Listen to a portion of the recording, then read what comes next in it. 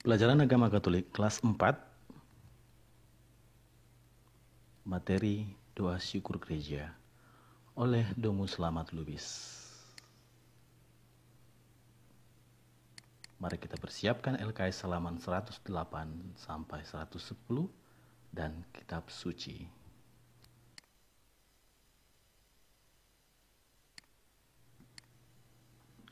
Apa saja hari raya dalam gereja?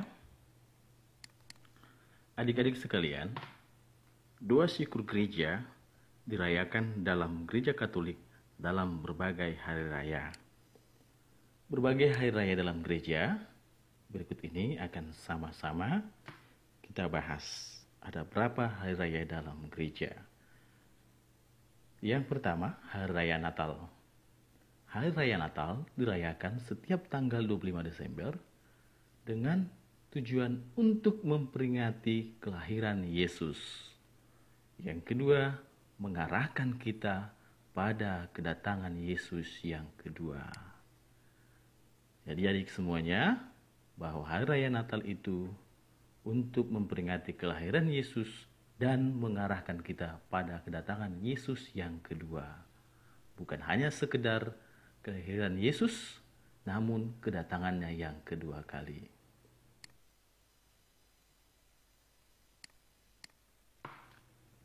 Yang berikutnya,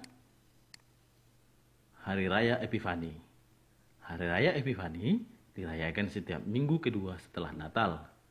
Hari raya ini merupakan hari raya penampakan Tuhan kepada 3 raja dari timur.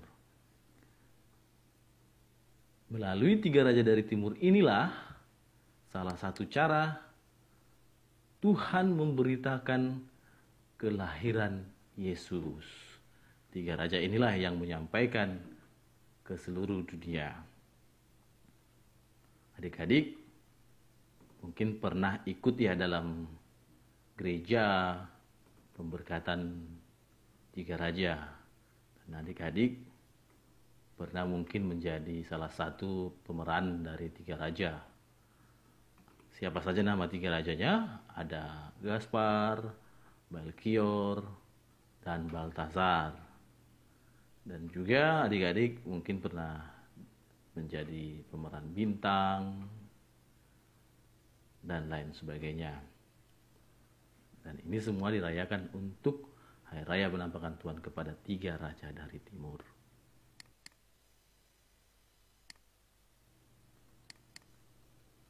Minggu Palma. Minggu Palma dirayakan seminggu sebelum perayaan Paskah kebangkitan Yesus, yaitu pada hari Minggu. Perayaan Minggu Palma ini ada 2 hal. Yang pertama, untuk memperingati Yesus memasuki kota Yerusalem sebagai Raja Damai. Di sini, Yesus memasuki kota Yerusalem dengan menunggangi atau menaiki seekor keledai. Dan orang-orang mengeluh-elukan dia dengan sebutan sebagai Raja Damai. Yang kedua, peringatan Yesus menyelamatkan manusia dengan sengsara dan wafat. Adik-adik semuanya, kalau masih ingat pada saat Minggu Palma, kita ada prosesi pemberkatan daun palma di luar gereja. Saat itu kita semuanya bersorak-sorai dengan nyanyian Hosana Putra Daud dan lain sebagainya. Namun setelah perarakan dari luar menuju dalam gereja, semua bacaan-bacaan kitab suci tentang sengsara dan wafat Yesus. Begitulah prosesi Minggu Palma adik-adik semuanya. Dan ini gambarnya.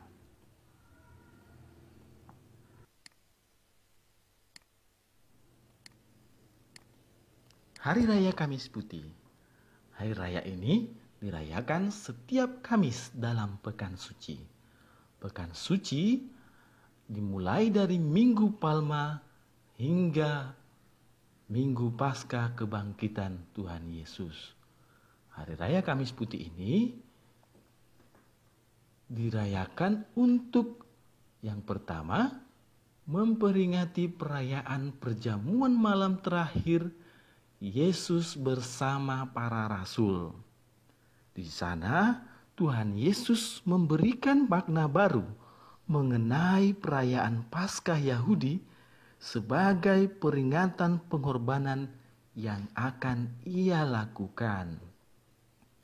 Yang kedua, untuk mengenang pembasuhan kaki para rasul. Melalui pembasuhan kaki ini, kita diajarkan untuk mau melayani sesama dengan rendah hati. Adik-adik semuanya mungkin pernah melihat di dalam perayaan Ekaristi Kamis Putih bagaimana imam membasuh kaki para umat yang sudah diberikan tugas. Ini maknanya dalam melayani sesama kita harus rendah hati.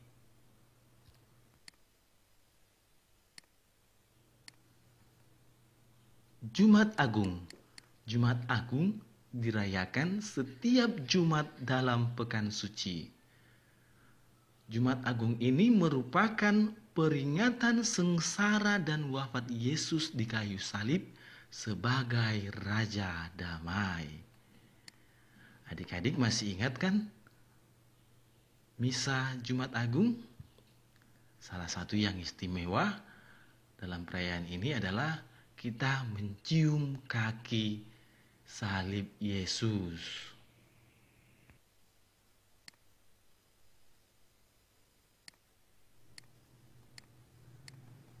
Sabtu Suci Minggu Paskah dirayakan setiap Sabtu dan Minggu dalam pekan suci. Perayaan ini merupakan perayaan kebangkitan Yesus, di mana maut telah kalah oleh kebangkitan Yesus.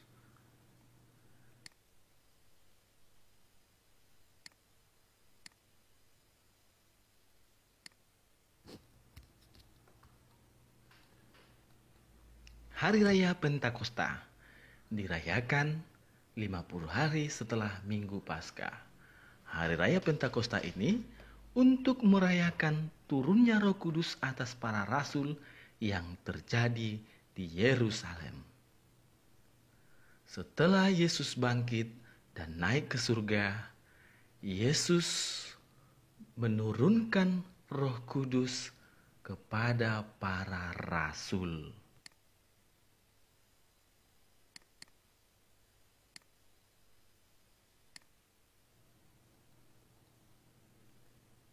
Hari Raya dalam gereja kita lakukan untuk menghadirkan Yesus yang bersabda dan bertindak kepada kita, untuk merayakan iman kita dalam Yesus Kristus. Hari Raya dalam gereja kita rayakan dalam satu kesatuan dengan perayaan Ekaristi.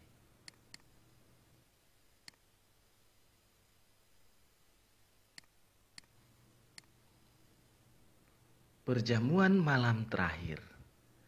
Adik-adik semuanya bisa persiapkan kitab sucinya. Kitab suci Injil Matius bab 26 ayat 26 sampai 32.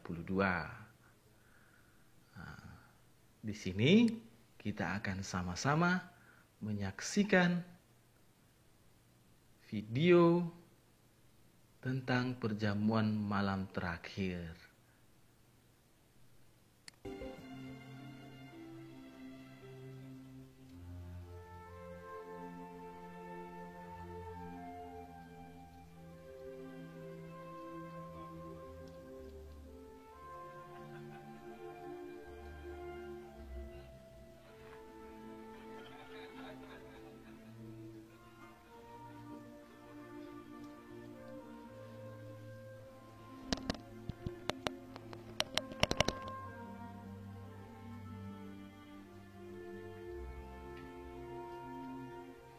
While they were eating, Jesus took bread, gave thanks, and broke it, and gave it to his disciples, saying, "Take and eat. This is my body."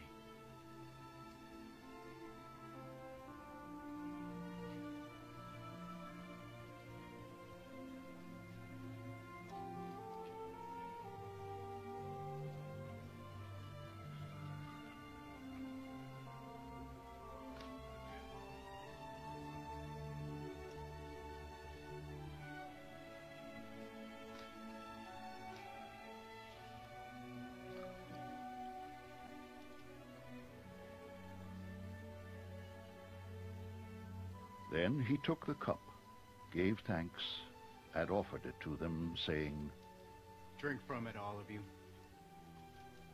This is my blood of the covenant, which is poured out for many for the forgiveness of sins.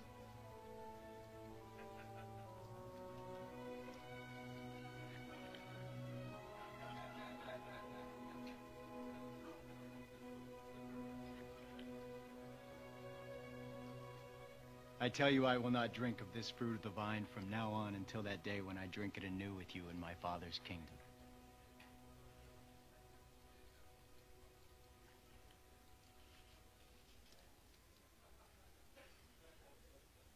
When they had sung a hymn, they went out to the Mount of Olives.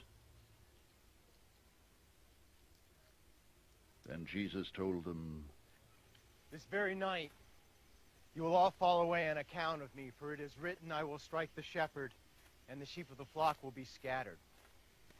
But after I have risen, I will go ahead of you into Galilee.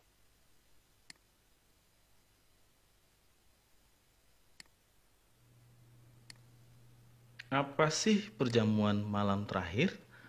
Adik-adik semuanya, perjamuan malam terakhir diadakan sebelum Yesus ditangkap dan sengsara. Perjamuan ini diadakan Tuhan Yesus dalam rangka perjamuan Paskah Yahudi, namun pada malam itu Yesus memberikan makna baru. Bukan lagi perjamuan Paskah Yahudi, melainkan tubuh dan darahnya yang dikurbankan demi pengampunan dosa. Bukan lagi darah domba yang menyelamatkan bangsa Israel dari perbudakan Mesir, namun peringatan akan pengorbanan Tuhan Yesus demi pengampunan dosa. Peristiwa ini kita kenangkan dan rayakan dalam perayaan Ekaristi pada Kamis Putih.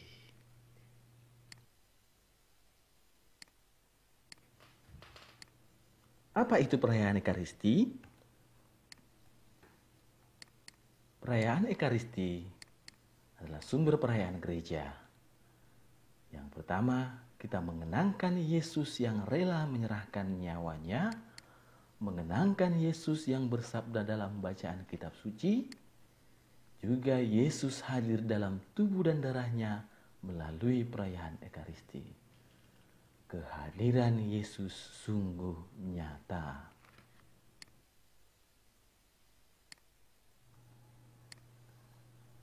Seperti apa perayaan Ekaristi?